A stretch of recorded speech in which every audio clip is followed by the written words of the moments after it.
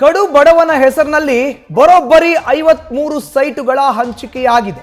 53 ಸೈಟ್ಗಳು ಇರೋದು ವಿಪರ್ಯಾಸ ಅಂದ್ರೆ ಆತನಿಗೆ ಗೊತ್ತಿಲ್ಲ. ಕಡು ಬಡವ ಆತನ ಹೆಸರಲ್ಲಿ ಬರೋಬ್ಬರಿ 53 ಸೈಟ್ಗಳು ಹಂಚಿಕೆಯಾಗಿದೆ. 53 ಸೈಟ್ಗಳು ತನ್ನ ಹೆಸರಿನಲ್ಲಿ ಇರೋದು ಆತನಿಗೆ ಗೊತ್ತಿಲ್ಲ. ವಿಷಯ ಕೇಳಿ ಬೆಚ್ಚಿ ಬಿದ್ದಿದ್ದಾನೆ ಅಮಾಯಕ ನಾಗರಾಜ್.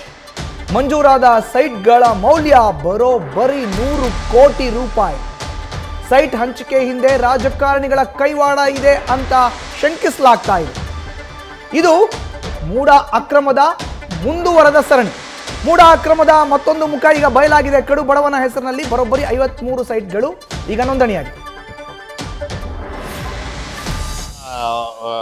ಮೈಸೂರು ನಗರಾಭಿವೃದ್ಧಿ ಪ್ರಾಧಿಕಾರದಲ್ಲಿ 50-50 ಅನುಪಾತದಲ್ಲಿ ಏನು ಭ್ರಷ್ಟಾಚಾರ ನಡೆದಾಯಿತೋ ಇದು ಯಾಕೋ ಇಲ್ಲಿಗೆ ನಿಲ್ಲ ಮಟ್ಟಕ್ಕೆ ಕಾಣಿಸ್ತಾ ಇಲ್ಲ. ಈಗ ನಮಗೆ ತಿಳಿದು ಬಂದಿರೋ ಮಾಹಿತಿ ಪ್ರಕಾರ 15/6/2024 ಜೂನ್ ತಿಂಗಳಲ್ಲಿ ಏನು ಈ ಹಿಂದಿನ ಆಯುಕ್ತರಿರ್ತಾರೆ ದಿನೇಶ್ ಕುಮಾರ್ ಅನ್ನೋರು ಸರಿಸುಮಾರು 53 ಸೈಟ್ಗಳನ್ನ ಒಂದು ಬೋಗಸ್ ಪಾರ್ಟಿಗೆ ಒಂದು ಸುಳ್ಳು ದಾಖಲೆಗಳ ಆಧಾರದ ಮೇಲೆ ಅಲಾಟ್ ಮಾಡಿರೋಂಥದ್ದು. ಇದೇನಪ್ಪ ಇಷ್ಟ ಅಂತ ಅಂದರೆ ಮಾರ್ಗೌಡ್ನ ಹಳ್ಳಿ ಅಂದರೆ ಈಗಿನ ಗೋಕುಲಂ, ಮೈಸೂರಲ್ಲಿ ಗೋಕುಲಂ ಇದೆಯಲ್ಲ ಅದು ಈ ಹಿಂದೆ ಮಾರ್ಗೌಡ್ನ ಹಳ್ಳಿ ಅಂತ ಹೆಸರು. ಅದಕ್ಕೆ ಸರ್ವೆ ನಂಬರ್ 57ರಲ್ಲಿ 4 ಎಕರೆ 17 ಗುಂಟೆ, ಸರ್ವೆ ನಂಬರ್ 77/2ರಲ್ಲಿ 3 ಎಕರೆ 32 ಗುಂಟೆ, ಒಟ್ಟು 8 ಎಕರೆ 14 ಗುಂಟೆ 11/4/1968ರಲ್ಲಿ ಸ್ವಾಧೀನಪಡಿಸ್ಕೊಂಡಿದ್ರಂತೆ. 1968ನೇ ಇಸ್ವಿಲಿ ಸ್ವಾಧೀನಪಡಿಸ್ಕೊಂಡು ಅವಾರ್ಡ್ ಸಂಖ್ಯೆ 74 ಮತ್ತು 108ರಲ್ಲಿ ಅವಾರ್ಡು ಸಹ ಆಗಿ ಅಮೌಂಟು ಸಹ ಫಿಕ್ಸ್ ಆಗಿರ್ತದೆ. ಇವ್ರು ಯಾರೂ ಪರಿಹಾರ ತಗೊಂಡಿಲ್ವಂತೆ. ಈ ಭೂಮಿ ಉಗ್ರಿ ಬಿನ್ ದೊಡ್ಡುಗ್ರಿ ಮತ್ತೆ ಮಾಯಮ್ಮನ ಸಣ್ಣ ಬಿನ್ ಕೆಂಪಮ್ಮ ಅನ್ನೋರ ಹೆಸರಲ್ಲಿ ಇತ್ತಂತೆ. ಇಂಥ ಭೂಮಿನ ಈ ಯಾರೋ ನಾಗರಾಜು ಅನ್ನೋರ ಕೈಲಿ ಒಂದು ಬೋಗಸ್ ಅಪ್ಲಿಕೇಶನ್ ತಗೊಂಡು ಇವರು ಉಗ್ರಿ ಅವರ ವಾರಸ್ದಾರರು ಅಂತೆಲ್ಲ ಸುಳ್ಳು ಹೇಳ್ಕೊಂಡು ಸರಿಸುಮಾರು ಹೆಚ್ಚಿನ ಮಾಹಿತಿ ನೀಡ್ತಾರೆ ನಮ್ಮ ಪ್ರತಿನಿಧಿ ರವಿ ಪಾಂಡವಪುರ ನೇರ ಸಂಪರ್ಕಕ್ಕೆ ಜಾಯಿನ್ ಆಗಿದ್ದಾರೆ. ರವಿ, ಮೂಡ ಅಕ್ರಮದ ಮತ್ತೊಂದು ಕರಾಳ ಮುಖ ಇದು. ಕಡು ಬಡವನ ಹೆಸರಲ್ಲಿ 53 ನಿವೇಶನ. ಈ ದಾಖಲೆಗಳು ಏನು ಹೇಳುತ್ತೆ? ಇದಕ್ಕೆ ಆ ಕಡು ಬಡವ ಹೇಳುವಂತ ಉತ್ತರ ಆದ್ರೂ ಏನು ರವಿ? ಮಧು, ಸದ್ಯಕ್ಕೆ ಈಗ ಬರ್ತಿರುವಂತಹ ಮತ್ತೊಂದು ಕರ್ಮಕಾಂಡದಲ್ಲಿ ಈಗ ಈ ವ್ಯಕ್ತಿಗೆ ಪಾಪ ಆತನ ಹೆಸರಲ್ಲಿ 53 ಸೈಟ್ ಇರೋದು ಅಂದ್ರೆ ಆತ 100 ಕೋಟಿ ಒಡೆಯ ಅನ್ನೋದೇ ಗೊತ್ತಿಲ್ಲ. ನ್ಯೂಸ್ ಫಸ್ಟ್ನ ಕ್ಯಾಮ್ರಾ ಆತನ ಎದುರು ಬಂದಾಗ ಆತ ನಿಜಕ್ಕೂ ಅಚ್ಚರಿಗೆ ಒಳಗಾಗ್ತಾನೆ.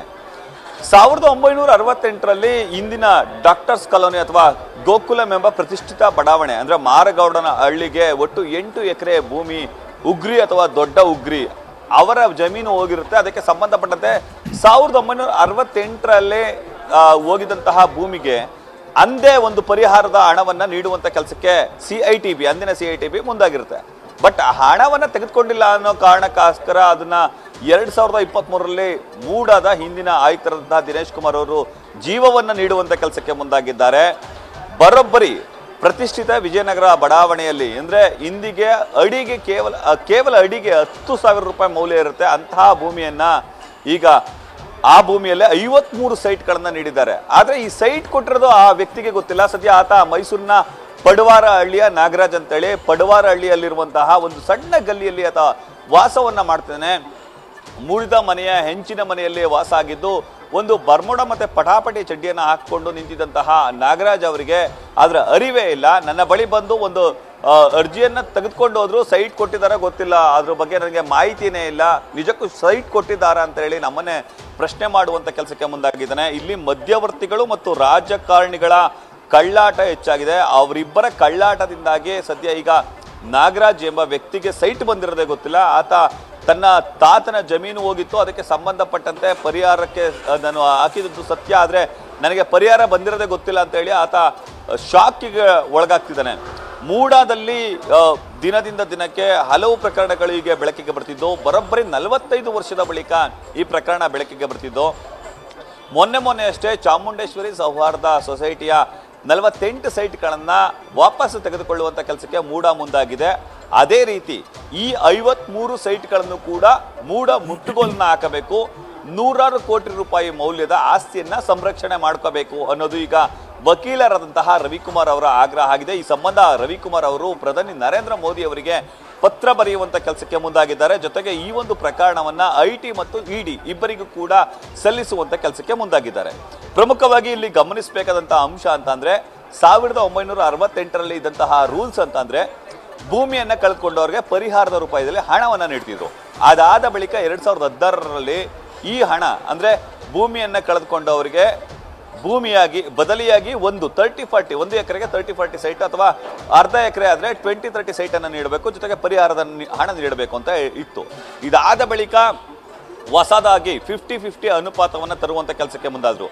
ಒಂದು ವೇಳೆ ನೀಡ್ತೀನಿ ಅಂತ ಅಂದ್ರು ಈ ನಾಗರಾಜ್ ಅವರ ಕುಟುಂಬಕ್ಕೆ ಈ 50-50 ಅನ್ವಯ ಆಗಲ್ಲ. ಆದ್ರೂ ಕೂಡ ಅದನ್ನ 50-50 ಅಲ್ಲಿ ಅಧಿಕಾರಿಗಳು ತೆಗೆದುಕೊಂಡು ಬಂದು ನಾಗರಾಜ್ ಅವರ ಹೆಸರಲ್ಲಿ 53 ಸೈಟ್ ಅನ್ನ ತೆಗೆದುಕೊಂಡು ಅದನ್ನ ಲಪಟಾಯಿಸುವಂತಹ ಕೆಲಸಕ್ಕೆ ಹಿಂದಿನ ಆಯುಕ್ತರಾದಂತಹ ದಿನೇಶ್ ಕುಮಾರ್ ಆದಿಯಾಗಿ ಹಲವರು ಮುಂದಾಗಿದ್ದಾರೆ ಅಂತೇಳಿ ವಕೀಲರಂತಹ ರವಿಕುಮಾರ್ ಅವರು ಈಗ ಗಂಭೀರವಾದ ಆರೋಪವನ್ನ ಮಾಡ್ತಿದ್ದಾರೆ. ಇಲ್ಲಿ ಪ್ರಮುಖವಾಗಿ ಗಮನಿಸಬೇಕಾದಂತ ಅಂಶ ಅಂತಂದ್ರೆ ಈ ನಾಗರಾಜ್ ಎಂಬ ಪಡುವಾರಹಳ್ಳಿಯ ನಿವಾಸಿಗೆ ನಿಜಕ್ಕೂ ಧನ್ಯವಾದ ರವಿ ಪಾಂಡವಪುರ ನಿಮ್ಮ ಮಾಹಿತಿಗೆ. ಸಾಹೇಬ್ರದ್ದು ಬರ್ದಿರ್ತೀನಿ, ನಿಮ್ದೇ ನಂಬರ್ ಅಲ್ವಾ? ಇನ್ನೊಂದು ದೊಡ್ಡ ಸಾಹೇಬ್ರದ್ದು ಬರ್ದಿರ್ತೀನಿ ಅಲ್ಲಿ. ನಮ್ಗಾರು ಮಾಡಿ ಇಲ್ಲ ಅವ್ರಿಗಾರು ಡೈರೆಕ್ಟ್ ಮಾಡಿ ಬರಕ್ ಒಂದಿನ ಮುಂಚೆ. ನ್ಯೂಸ್ ಫಸ್ಟ್ ನಿರ್ಭೀತಿಯಿಂದ ನಿಮ್ಮ ಪರವಾಗಿ.